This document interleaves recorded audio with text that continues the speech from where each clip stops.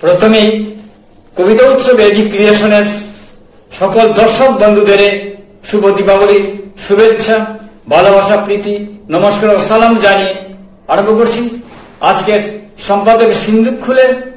আজকের পর্বে রয়েছে আসামের শিলচর থেকে প্রকাশিত সাপ্তাহিক অনলাইন অফলাইন বরাকের নতুন দিগন্ত এই সংখ্যার অতি সংক্ষিপ্ত আলোচনা, স্থানিক সংবাদের সঙ্গে 3 ভুবনের সাহিত্য সৃজন নিমিত্ত প্রকাশিত হচ্ছে বরাকের নতুন দিগন্তে।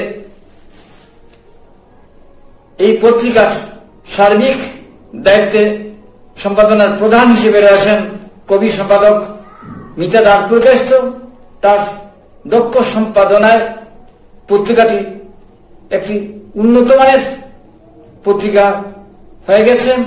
সংবাদ যেমনি থাকছে তেমনি সাহিত্যের পাতা রয়েছে। সাহিত্যের পাতাটি অতি সমৃদ্ধ।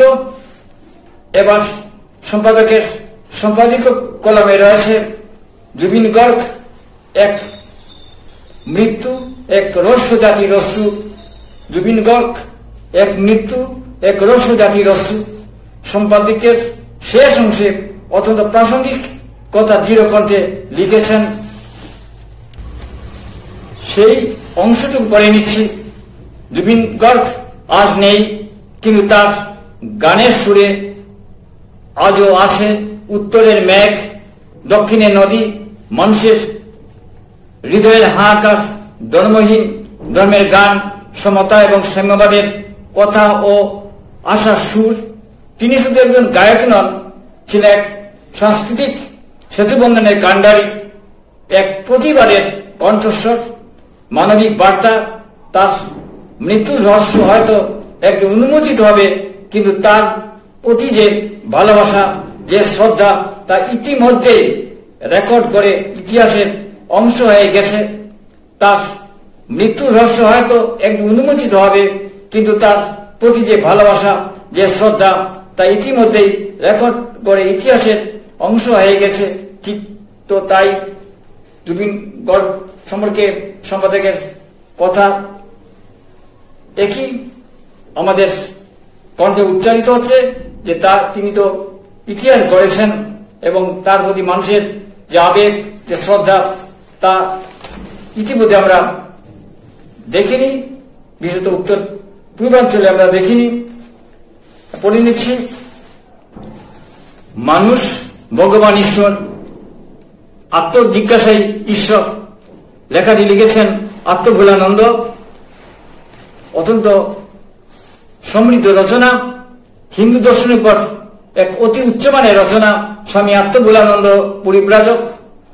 তিনি লিখেছেন ত্যাগী সন্ন্যাসীর দৃষ্টিকোণে তা উপস্থাপন করেছেন, যা পড়ে প্রত্যেকে উপকৃত হবে এবং জীবন বুঝে নতুন চিন্তার পথ খুঁজে পাবে। লেখাটি অতি ভালো লেখা, যে কোনো লোকই পড়ে তার পথ খুঁজে পাবে। আত্মভোলানন্দ ইতিপূর্বে তিনি লিখেছেন বরাকের নতুন দিগন্তের যে অন্যান্য যে কাগজ বের হয়, সেই মাসিক কাগজগুলিতে তিনি লিখেছেন। তার লেখা আমরা পড়ে আপ্লুত হয়েছি অনেকবার। তিনি অত্যন্ত সমৃদ্ধ রচনা লিখেন। বিপ্লব চক্রবর্তী তার ধারাবাহিক উপন্যাস 19 পয়সা সিনেমা তার অন্য সংজ্ঞার মতো এই সংখ্যায় কৌতূহল ও রোমাঞ্চকর। কমরেড সুভাষ দত্ত, কমরেড স্বপন ঘোষের মাধ্যমে কচুয়াবাজারের তৎপরতার দৃশ্যপট উপস্থাপন করে উপন্যাসকে এগিয়ে নিয়ে গেছেন। ভালো লাগছে, খুব ভালো লিখছেন তিনি। এক উন্নত মানের উপন্যাস বিপ্লব চক্রবর্তী 19 পয়সা সিনেমা। তিনি আরো লিখুন। তার লেখার প্রতি আমরা উৎসাহ নিয়ে তার লেখা পড়ে থাকি। তিনি খুব ভালো লিখছেন।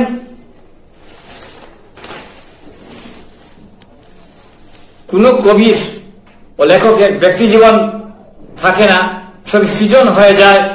মিতা দাসপুরকায়স্থ শিলচর থেকে মা কবিতার বেলায় তাই বলতে হয়, কারণ কিছুদিন আগে মাসিমা অর্থাৎ মিতা দাসপুরকায়স্থের মায়ের অ্যাক্সিডেন্ট হয়েছিল।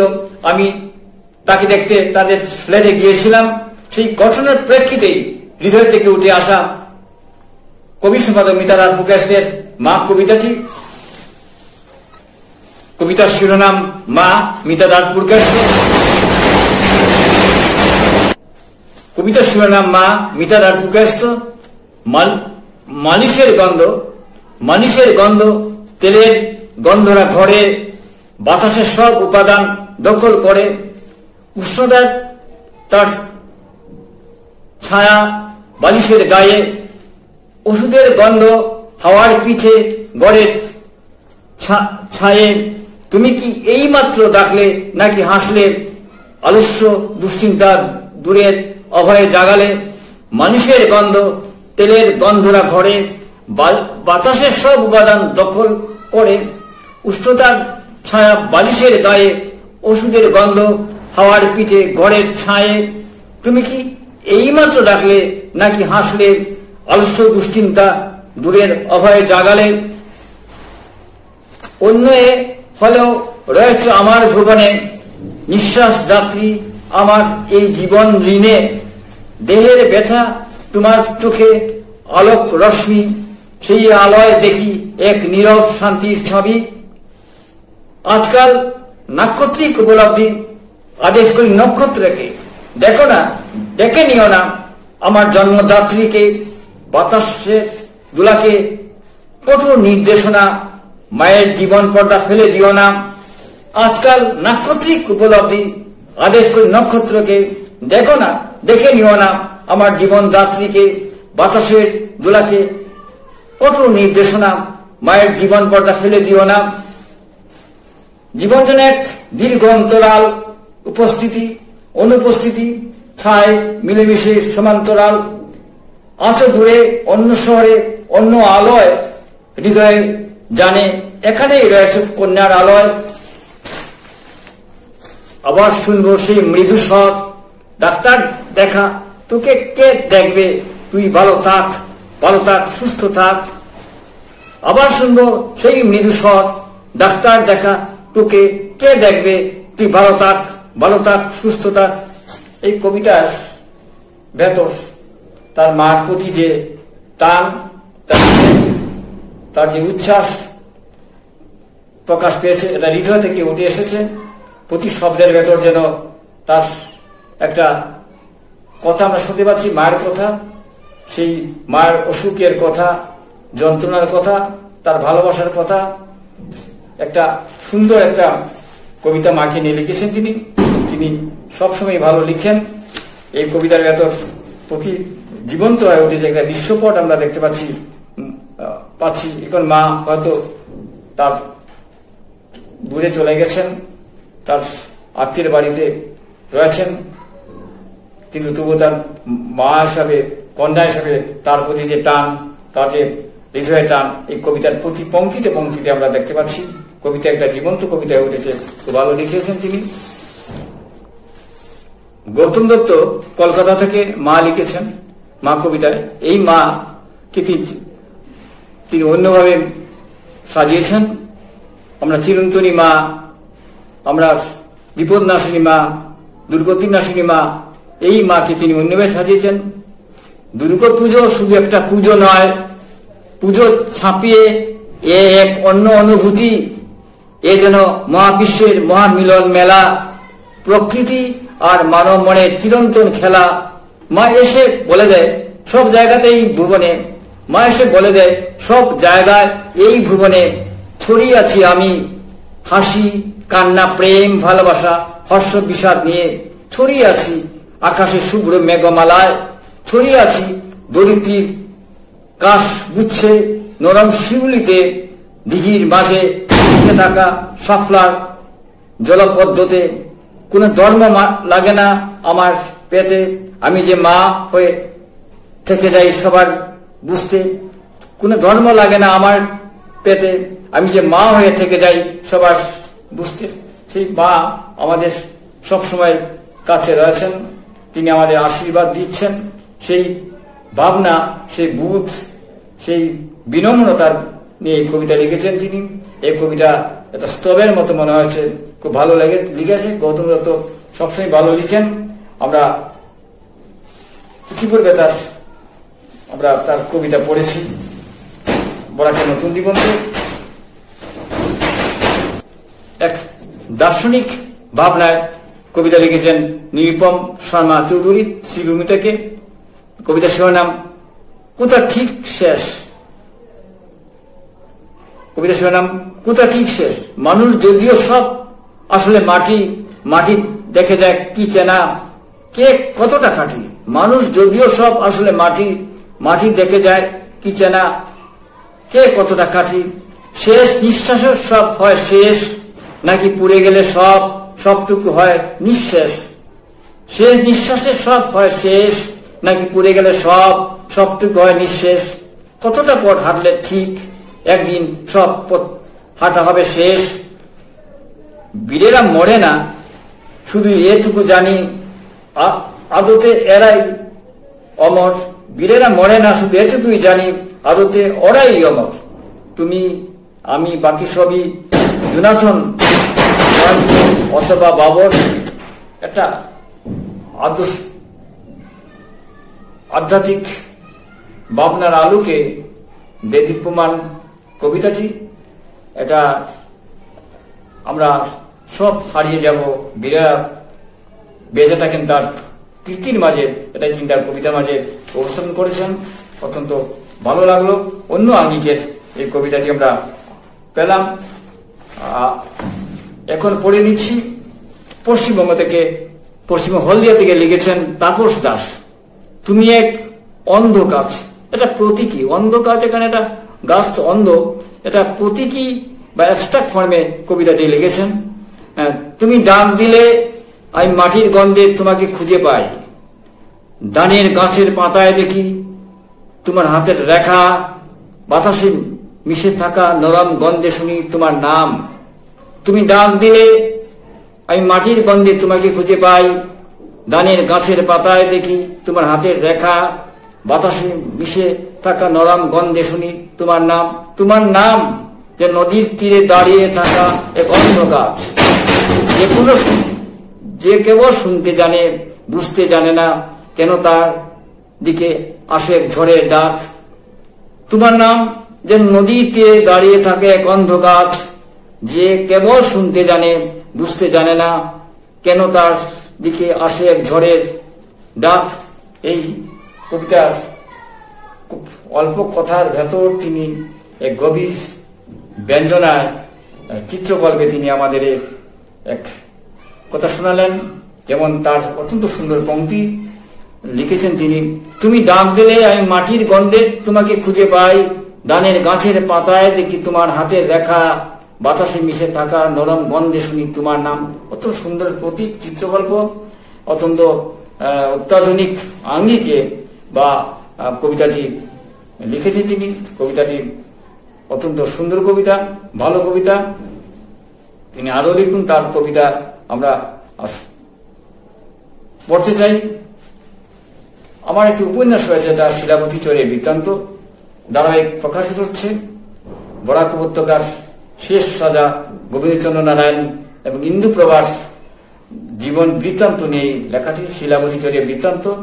তিনি শেষ 70 বছর ছিলেন, শিলচরের রাজত্ব করেছিলেন, কিন্তু এই রাজত্বকাল তার নানা সংকট, নানা ঝড় ঝাপটা চলে আসে। বিশেষত খাসপুরে তিনি 5 বছর ছিলেন, কিছুদিন দুধপাতিলে ছিলেন এবং পরে তিনি বদরপুরে হরিটিকা চলে যান। সেই সময়কার নানান ঘটনা নিয়ে উপন্যাসটি, এবং এই উপন্যাসের ভেতর দিয়ে বরাক উপত্যকার জীবনধারা এবং বরাক উপত্যকা গড়ে ওঠার কাহিনী। গোবিন্দচন্দ্র নারায়ণ ছিলেন শাক্ত এবং ইন্দুপ্রভা ছিলেন বৈষ্ণব। তাদের শাক্ত বৈষ্ণবের সংঘাত উপন্যাসে রয়েছে।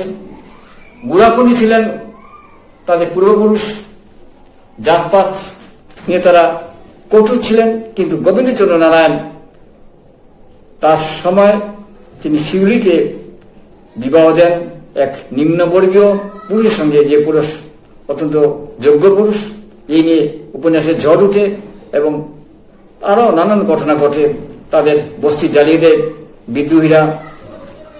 তিনি তখন তাদের উৎপাতে তিনি আর বদরপুরে পুনর্নির্মাণ করেন সেই বস্তুগুলি। এইরকম নানান ঘটনাগুলি রয়েছে। রহস্য, রোমাঞ্চ, কৌতূহল এবং নানান ঘটনা নিয়ে শিলাবতী চরের বৃত্তান্ত। বরাক উপত্যকা জানতে হলে এই উপন্যাস অবশ্যই পড়তে হবে। এই উপন্যাস মালিনী বিলি আখ্যান যে আমার প্রকাশিত উপন্যাস, তার পরবর্তী অধ্যায়। এবং তারপরে আমরা ইংরেজ এখানে চলে আসে, ইংরেজ শাসন চলে আসে। এই যে সংকট মুহূর্ত নিয়ে এই উপন্যাস শিলাবতী চরের বৃত্তান্তটা মনস্তাত্ত্বিক উপন্যাস। এই জন্যই গোবিন্দচন্দ্র এবং ইন্দুপ্রভার দ্বন্দ্ব, এই দ্বন্দ্ব ভেতর দিয়েই উপন্যাস এগিয়ে গেছে। আমরা পরের লেখা পাচ্ছি মানস চক্রবর্তী সূত্র থেকে লিখেছেন গ্রাস গল্পটি। গল্পের ভেতর এক উদ্বেগ আর যন্ত্রণার ছাপ পাওয়া যায়, সেই সঙ্গে ব্যতিক্রমান প্রেমের স্পর্শ রয়েছে। পল এবং সুমিত্রার চরিত্র চিত্রণ, বিয়ের পর পলের পরিবর্তন। পল একটা আলস্য চলে আসে তার, সে তার দোকানে নিয়মিত যায় না, দেখতে যায়। পলের দোকানে বারান্দায় বসে অন্যের দোকানে তার ব্যবসা ফেলে বসেছে, তাকে একসময় শাসায় এবং পরে সে বিদ্যুতের মৃত্যু ঘটে। এই নিয়ে রহস্য রয়েছে।